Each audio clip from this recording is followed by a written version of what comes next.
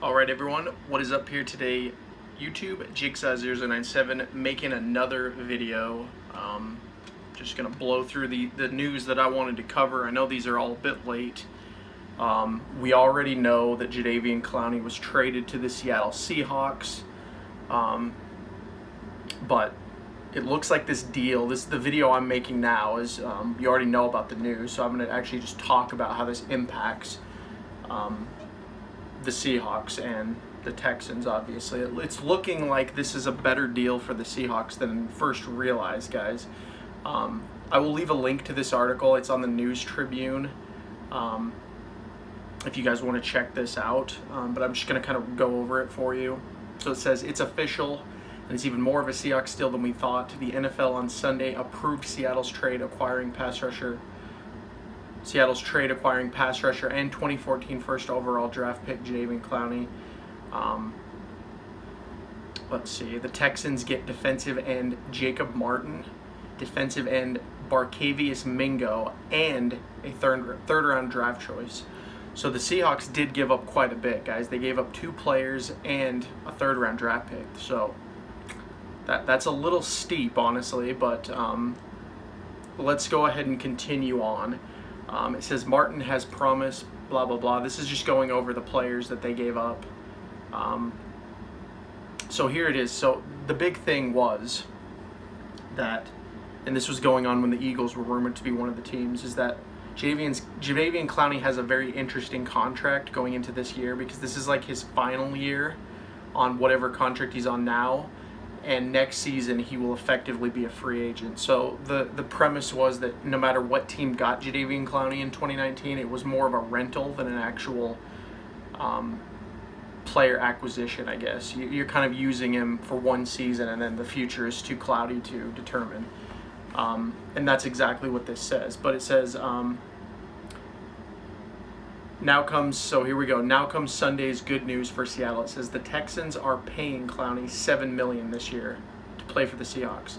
So that's a little bit of the blowback from the trade, I guess. It looks like the Texans still owe him money on his contract. They didn't completely trade that over, which will actually benefit the Seahawks because they're not going to have to pay that.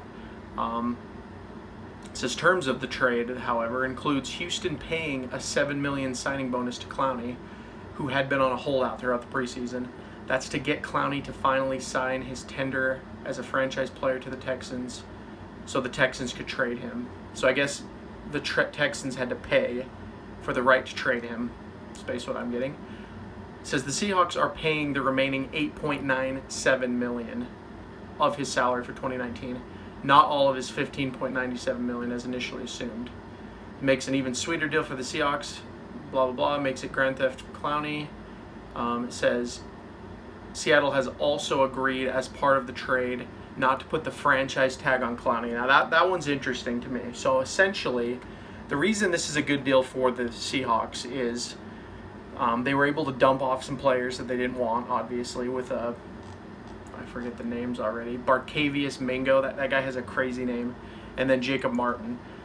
So it sounds like the Seahawks weren't really keen on them, and then a third round draft choice. So they got to kind of dump off some roster spots, clear some cap space, and then they're essentially renting Clowney half off, because they're not paying the full $15 million, they're only paying $8 million. So they're essentially getting him, and he's pretty young, guys. He's only like 26 years old.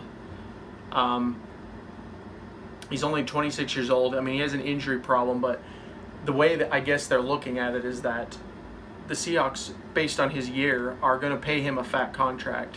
And if they decide that he has a bad year, they don't have to pay him a fat contract. And I've talked about this many times on the channel, why one-year deals like this are actually ideal for teams, because you're not bankrupting the entire team for seasons to come over one guy. And I think the league is now starting to learn that. These one-year try-em-out deals are the way to go. And because the Seahawks are essentially renting Clowney, I mean, it is an expensive rental regardless, but Clowney is arguably one of the best players in the league. He's one of those game changers, so they're essentially able to rent him for this year. If it works out, they can pay him big bucks. If not, he can hit the road and he can try to go get his contract elsewhere. And then it goes on to talk about, it says, thanks to Le'Veon Bell, this was possible. It says, the leading running back held out the entirety of this 2018 season by refusing to sign with the Pittsburgh Steelers franchise tag tender. Yada, yada, yada. We all know that. Le'Veon Bell, you know, he did hold out. This year's Le'Veon Bell is Ezekiel Elliott. So players are catching on that if they can just hold out, they can basically go where they want to. So it looks like this is what spurred it. The Texans were actually talking to the Dolphins to trade Clowney, but he didn't want to go there. He wanted to go to Seattle. This thing kind of happened too with what's his face, Antonio Brown. I believe I couldn't remember. He didn't want to go to. They were going to send him to the Bills. He didn't want to go. I actually made a video about that, thinking that happened, and then they like got reversed real quick. But basically, he got to go where he wanted to go, with the Raiders. So this is very interesting. This is interesting to me just because I didn't know that Seattle was paying him so little to be on the team. And this guy could be a game changer for them, honestly. Like, Jadeveon Clowney is no joke. He's really good. Like, when he's healthy, last year he put that huge hit on Nick Foles. I thought Nick Foles was dead. So, like, this is a dude that can, like, literally take a quarterback out of the game if he hits hard enough.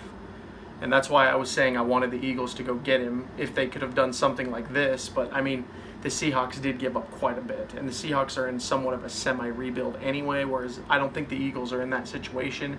The Eagles are a ready-to-go-now roster, so giving up really anyone was not an option for Clowney. So, overall, you know, congrats to the guy for going to the Seahawks. We'll have to see how this plays out, but the Seahawks got a little bit better here, in my opinion.